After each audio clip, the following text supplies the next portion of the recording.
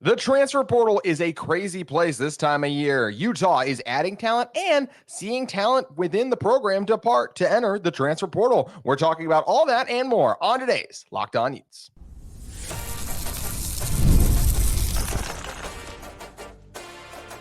You are Locked On Utes, your daily podcast on the Utah Utes. Part of the Locked On Podcast Network, your team every day. Hello, everyone, and thank you for making Locked On Utes your first listen every single day. We are available on all platforms, including YouTube and wherever you may get your podcast. If this is your first time listening to our show, make sure you like and subscribe. Love interacting with all of you in the YouTube comments, as well as on social media, where you can follow our show at Locked On Utes on X. Today's episode of Locked On Utes is brought to you by LinkedIn. These days, every new potential hire can feel like a high-stakes wager for your small business. That's why LinkedIn Jobs helps you find the right people for your team faster and for free. You can post your job for free at linkedin.com/LockedOnCollege. That's all caps, no spaces. Locked On College. Terms and conditions do apply. My name is JT Wistrcill, former intern inside the University of Utah Athletic Department. And on today's show, talking about all the craziness of the transfer portal. We saw a lot of players depart this Utah football team last week that I want to break down in our second segment. And I want to close with the big news that Gabe Madsen will be returning for another year end to play with his twin brother, which is really exciting. But I want to start first with what Utah has added, and that is a defensive end from Utah State in Paul Fitzgerald. Fitzgerald was a freshman last year, 6'3", 240, played at Utah State, coming over from Idaho Falls, and had quite the rookie season for the Aggies. 23 tackles overall. How about an impressive 8 sacks, 1 forced fumble, 2 deflected a pass as well. Just really seems like a long, athletic guy that can do a lot of different things, and I think has tremendously high upside. And one thing that I really like about Fitzgerald as well is when he got a sack, he tended to get it in multiple fashion. In the games he had sacks, he had 5 games of the sacks. 2 of them were multiple sack games. One of those being the Idaho State game early on in the season. Back in September, he had 2 sacks. Then had a couple of 1-sack performances throughout the season, including one against Colorado State, which we know that's a decent Colorado State team, at least for the Mountain West, that did a lot of nice things. So another one that leaves me encouraged based on that performance. And you know what else I love out of the freshman is he finished the year so strong. In the team's bowl game against the Georgia State Panthers, he had 3 sacks and 4 tackles in total. Is a guy who seems like he has potential to be a tremendous pass rusher, and obviously is excited for the opportunity to compete at the University of Utah. Now, will he make an impact right away? I'm going to venture to say probably not, but with things like this, you never know. But if we're just looking at the defensive end room, right, the clear starters are going to be Connor O'Toole and Van Fillinger. And then, yes, we're seeing Logan Fano is still on the recovery road, so we'll see how he factors into things this fall. But then there's other guys that even get lost in the shuffle, right? Like, let's just remember the last round of transfer portal additions we had. Get a guy in Kanias Vaughn, coming in from UTEP, who I think is a chance to do some really nice things as well, too. And, of course, you got the defensive end from BYU, who I was really hoping his name would come to me right now, but he was John Henry Daly. That's it. He comes over from BYU to Utah as well, so that's another guy that Utah's been able to add here, too. And that's not even mentioning several other guys who've just been a part of this team and been in the program for a few years, waiting for their opportunity that we saw make a little bit of a splash in the spring game. So it's a strong defensive end room. I think Fitzgerald will have a chance to get in. If he gets in, I would say it's probably going to be on like 3rd and long situations where, maybe Utah wants to put a Van Fillinger inside, or maybe they want to put Fitzgerald inside. If he has the potential to be one of the team's best pass rushers. But what Utah asks of their defensive ends just early on, from a run defense standpoint and all those things like that, it's just hard to make that early impact, I feel like. Now, I will also say this. Over the course of his first season at Utah State, what do we see? He had some moments early, but seemed to get stronger as the season wore on a little bit too, hence the big performance in the bowl game. I think that could very well be the case with Utah too, where maybe we don't see a ton of him early, but whether it be injuries, which just always happen, it's something you can't really predict. But if you look over the course of history, like just injuries usually pop up, especially on a position as physical as the defensive line up front. That's where Fitzgerald could potentially see some opportunities. So I do think this is a really nice addition for Utah. And, Utah obviously lost a defensive end. We're going to be talking about him. And there's a couple of the other guys they lost to that second segment here shortly. But I really like this get to. And I also love just collecting and adding guys from a place like a Utah State, right, where they've played Mountain West football, which is a really good brand of football. And you're like, okay, rather than let them go back to not Boise, because that would have been more of a lateral move being in the Mountain West, but rather than let someone else pry him out of Utah, they're like, no, just stay in the state, just come to the best football program in the state currently, which is absolutely what Utah is. So I think this is always going to be very smart for Utah. They've been able to do this with BYU a little bit now too, right? Where a Logan Fano and a John Henry Daly, guys we just highlighted defensive ends,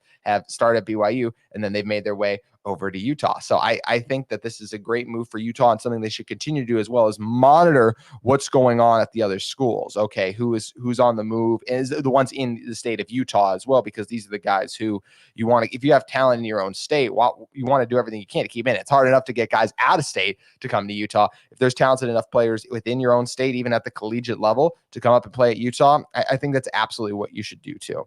I'm also excited about this move, by the way, because you get a guy in Luther Ellis, the head coach of the Utah defensive ends, who has a great track record for developing defensive ends. And once again, when we look at a guy like a Paul Fitzgerald, 6'3", 240 pounds, like that's just the ideal build for a defensive end. And when you turn on the tape, you're be instantly impressed by the size, the speed, the tools, and the flashes are there. He's a guy who had 8 sacks, which is still pretty good, right? Too. He obviously led Utah State with that number 2, and the nine tackles for loss he had were best on the team, as well as Joe Coles of the Deseret News noted in his piece that he put out on him. So it just seems like another really solid addition to this Utah defensive line. I think he's a guy in Fitzgerald that will play some this year, and we'll see a lot more of him next year, which I think is really exciting too. So it's definitely going to be something that we'll be keeping an eye on for sure. And I mentioned one of the defensive ends for Utah departing. That is, of course, Chase Kennedy. There's a lot of guys from this Utah room that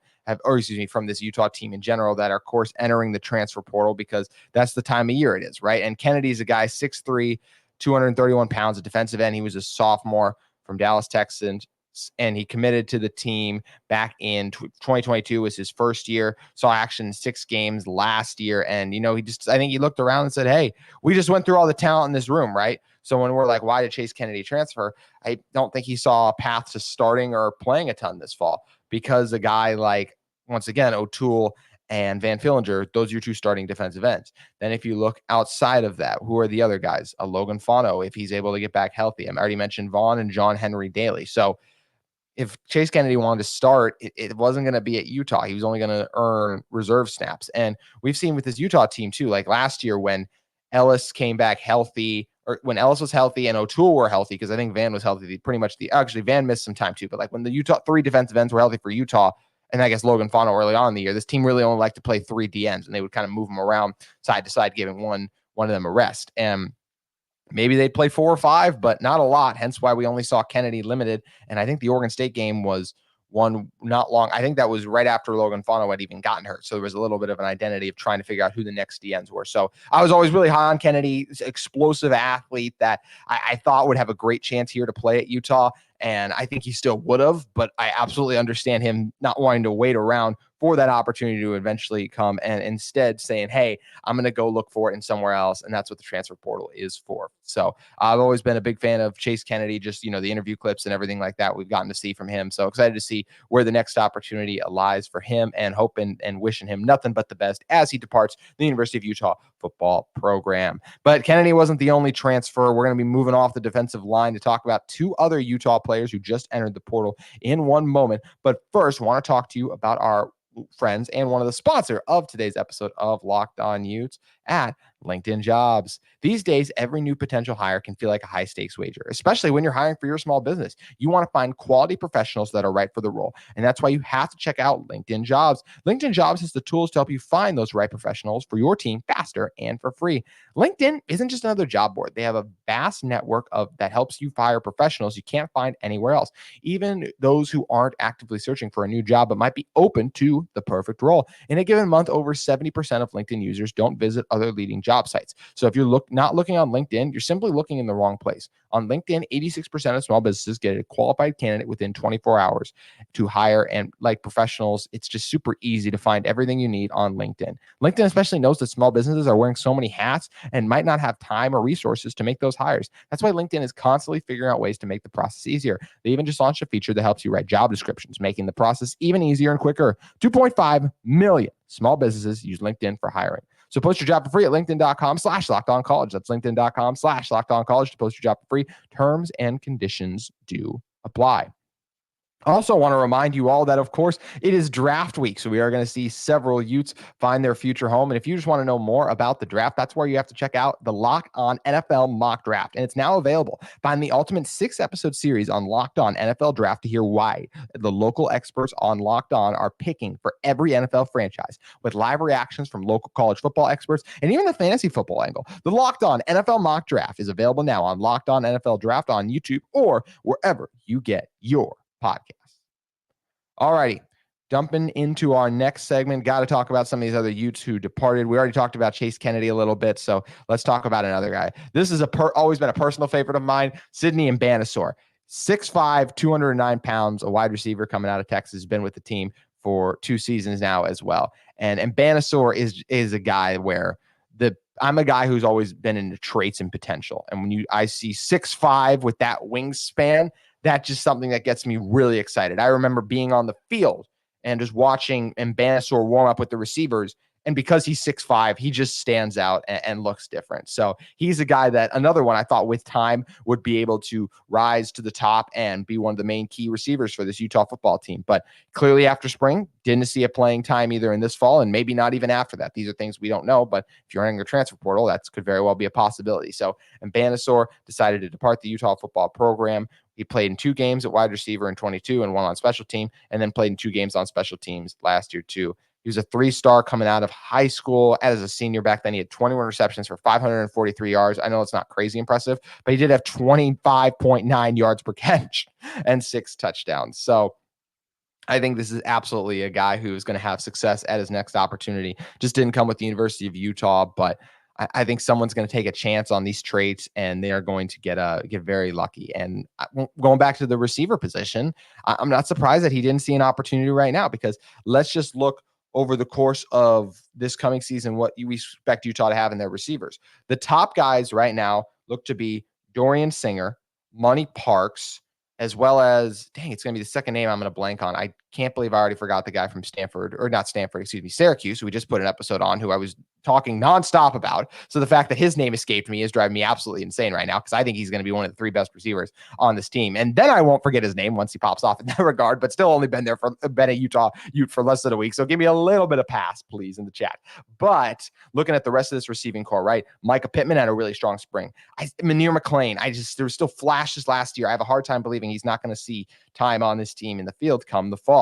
And that's without even mentioning a David Washington and some of the other freshmen who impressed, or guys who've been in the program for a few years, like a Caldaro, who had a nice spring game. So lots of options for this Utah football team at the receiver position. And it just looks like Mbanasor didn't see a path to playing time, so he will depart to the portal. And another guy I wish nothing but the best, because I really enjoyed his brief time with Utah, and I think that he's going to do good things wherever he goes next. Next up, speaking of brief, we have Britton Allen, who was very briefly on the University of Utah football team, as he is now in the portal too. He saw time in 6 games on defense and special teams last year. He transferred from USC. He played there from 2019 to 2022. I think this will be his final year of eligibility, if I'm correct, because he did play in 6 games, as we mentioned last year. And looks like he just got lost in the shuffle of the safeties, right? When you're talking about Allen, it's a 6', 190-pound safety, and he had 5 tackles on the season with a career high, 3 coming in the win at number 18 USC, and made 2 special teams tackles in the win over Cal, according to the Utah Athletics website.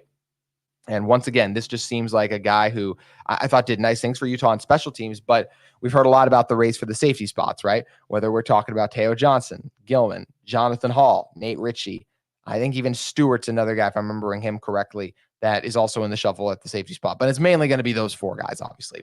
Britton Allen's name did not come up in any of those players I just lifted. So rather than play special teams, he obviously wanted an opportunity to play safety. This could be a thing similar to what Clayton Isabel decided to do when he transferred and found a new destination. I believe he departed after spring ball last year because I think he kind of realized that Cole Bishop and Sione Vaki were going to receive the lion's share of the snaps. And he was absolutely right. And maybe he would have been a sub in for, I think it was either Cole or Sione missed a game or 2. And like we had Teo Johnson back there a lot. Like maybe that is something that would have happened had Clayton Isabel stayed, but Allen seems even more buried on the depth chart. So he's another guy that I think definitely made the right decision to transfer and look for another opportunity, because the safety room is really talented. And while I think he's got some talent too, it doesn't seem like he had the path to playing time again this fall. So another guy in Allen, wish nothing but the best as he departs. So we just went through 3 players who are transferring for Utah. So is that a cause for concern? Should we be nervous? Absolutely not. This is the era of college football. Look across every program in the country, and you will see very similar transaction and movement. Since the portal opened again, as my current tally at the time I'm recording this is correct, Utah has added 2 players, right? The wide receiver from Syracuse, and we just talked about Fitzgerald. They have seen a few players depart since. None of the players who have departed, with the exception of Coley, were going to be starters probably, and even Coley, right? There's already been reports out there that he's potentially been lost in the shuffle and was going to be a backup center, so he just wanted to play this year. So even that, it's like there's maybe one Utah starter who departed and everyone else wasn't going to play much this season. So then to me, that makes a ton of sense. And that shows you what a strong program Utah is, right? Because not to pick on Utah State, but it is a fact that Fitzgerald left Utah State for a better opportunity at Utah. You don't really see guys at Utah leaving for a better opportunity at another school, right? Or a better program right now. At least I can't recall someone doing that in the last few years. You guys can let me know if I'm wrong, but a JT Broughton going to TCU over Utah to me is not an upgrade. I know TCU made a national championship run recently, but let's look at the consistency overall of who's been a better program. And I'm trying to remember. I don't know if TCU got bowl eligible last year even. So that's kind of like what I'm speaking to, is that Utah's a place guys come to. And if you come to Utah and you can't play, then you're going to transfer someone else. It's rare that guys come to Utah, ball out at Utah, and then they transfer someone else. That's just not something we really see happen with this program. So I'm very excited about the position that Utah is in as a program where they are adding talent. And if the talent doesn't work out, then they're leaving. But players continue to want to come and play for this team at various positions. We already talked about the talent at receiver that Utah has continued to add as well, too, right? So there's a lot of exciting things going on with this Utah football team at the moment, like Damian Alford, whose name I was finally able to find and look up again, who I think is going to be a star of this Utah team in the very near future, coming into this team too. And if you guys missed my episode on Alford last week talking about what a star I think this guy is, he averaged 19 yards per catch last year, leading Syracuse to had a ton of yards. He had over 1,000 during his time with Syracuse. In fact, the 610 yards last season were his career best mark too, and actually led the team in receiving yards. So I'm very excited about what Alford can add. And that's another reason why a guy like Bannister isn't a member of this Utah football team anymore, because just another guy who was probably going to beat him out for playing time. So something to keep in mind there. Don't be concerned that we're seeing guys leave, because Utah is adding talent and they're really deep at almost every position, I feel like. And a lot of you could say, is that really true? And I would say, yeah, because the biggest issues with Utah last year were the quarterback position, because of course they had a backup quarterback playing for them majorly. If it wasn't for that, they might have made it back to the Pac-12 championship, or guess which games they would have lost were 2. Just all of the best teams in the country, like in Oregon, a Washington, and Arizona, who got hot late in the year. Like, none of the losses in the regular season were really concerning or alarming. There was even Arizona, right? They weren't an inferior team to Utah by the time that Fafita had gotten going. And with the injuries Utah had that day too, they were clearly the better team. So this Utah football program continues to be a strong spot, and I guarantee you they're not done in the transfer portal. So we are going to be talking about the portal along this week, because Utah had a quarterback visit. There's a lot of things still going on, but I want to talk about the running Utes very quickly, because Gabe Madsen announced that he is going to be coming back. So we got to talk about how big that is for the Utah football program in one moment. But first, let's discuss our friends at FanDuel. It's playoff time. The NBA, NHL, and baseball is in full swing, and FanDuel is your place to bet on every single game. Right now, new customers can get $150 in bonus bets guaranteed. That's $150 win or lose. You can bet on everything from slap shots to home runs to slam dunks on an app that is safe, secure, and easy to use. So what are you waiting for? You can visit FanDuel.com/lockedon and make your first bet an automatic win. FanDuel, America's #1 sportsbook. And speaking of FanDuel, I got my eyes on the NBA playoffs. We saw the Nuggets beat the Lakers in game 1. Is LA going to be able to respond tonight? How about for me? I'm a massive Minnesota Timberwolves fan. I loved what I saw from my Wolves against the Suns. Can they keep it rolling there? Are Luka and the Mavs going to respond after getting punched in the mouth by the Clippers? So many fun and exciting games going on across the NBA landscape. And I encourage you guys to head over to FanDuel to check it all out. FanDuel, America's #1 sportsbook. Alrighty, before we get out of here today, let's talk about Gabe Madsen. Some great news, because he is coming back. The 6'6", 202 guard from Rochester, Minnesota, who transferred to Utah from Cincinnati, had an incredible season. I mean, you're talking about a guy who last year averaged 13 points per game, 3.9 rebounds, 2.5 assists, and 1.3 steals. And he led the team in three-pointers, 105. That is the single season record for this Utah football program. And I am so excited to see his just continued success with this team, because I think he is going to be a major part of them in the fall, right? We saw him go absolutely ballistic in some games. Like, who could forget the NIT performance against Iowa at home, right? 31 points, 7 of 15 shooting from deep. That was really exciting. Even against VCU, he was just hot all tournament, right? He had 18 points on 6 of 12 shooting from 3 as well there too. So he was a guy who turned it on in some big moments for Utah in the NIT. And his spacing and shooting is going to be key to Utah's success, because, of course, shooting and spacing is all the rage in college basketball these days. The teams that can shoot it and defend the best seem to be the ones that are rising to the top in the country. It's one of the things that UConn has done very well, right? They have lots of guys who can knock down threes, and they really get after it defensively. And Madsen is a guy who was a key part of this team, that Utah team that won 22 games last year, the most since 2017 and 18. Utah just missed out on the conference tournament, or excuse me, of course they made the conference tournament, just missed out on the NCAA tournament. So how do you get back there? You need to be a really strong three-point shooting team, and that's where it helps to get a guy like Madsen to come back into. He's a guy who made those 105 three-pointers yet again last year too, and he can do a lot of different things, right? When you talk about knockdown threes on the move, he's also a guy who can be deadly from mid-range, scored a little bit better driving this past season too. It's definitely not his specialty. He's more of the three-point sniper, but he's the guy, when it rains, it pours with him. When he gets hot and starts knocking down shots, and it's just electric. I can remember going to games a few times over the past 2 years and just being in attendance while he starts going crazy and the crowd's going crazy right with him too. So super fired up about Madsen coming back. Super excited to see him play with his brother too. I can't wait to see all the graphics next year about how many, points the Madsen brothers are combining for today. I think it's really exciting too. You can see in his Instagram post, he was super fired up to be coming back and returning too. So I just think it's great that Utah was able to return one of the best three-point shooters in the Pac-12 last year, and I expect him to be a top 10 three-point shooter in the Big 12. As good, and I know how good that league is too, but we just said Madsen made 105 threes, and he's actually 75 away. I just saw recently, I'm trying to remember where I saw that from. I believe it was on X, that he's like 75 away from becoming Utah's all-time leader in three-pointers made, and I'm excited to see that, because I definitely think it's a mark that he is going to achieve. So super fired up to have Madsen back, because, of course, Davon Smith did depart. We got to talk about that. Utah Gymnastics had a great run in the NCAA championships. They got third. We'll be breaking that down on the show. The NFL draft is Thursday, and all the transfer portal madness is going to continue to unfold. So much still to dive into on Locked On Utes. We hope you'll join us all week long. I hope everyone has a fantastic Monday, and look forward to being back with you tomorrow.